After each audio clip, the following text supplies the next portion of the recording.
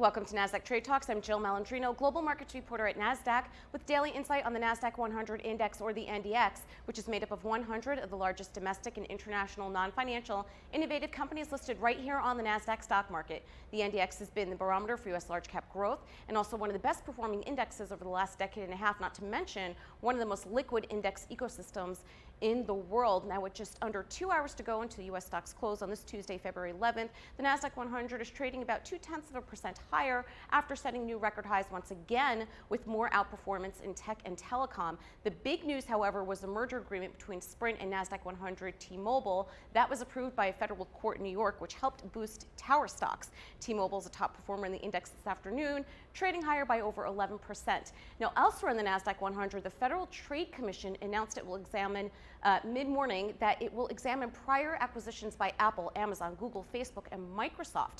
The FTC voted 5-0 to issue special orders to review the past merger, suggesting it is honing in on the question of how big tech companies use acquisitions to amass power and how the data from acquired companies are used. So as a result, you could see the dip midday there, but stocks have recovered following a tweet from President Trump immediately after that rates are still too high. We've come in a bit since then.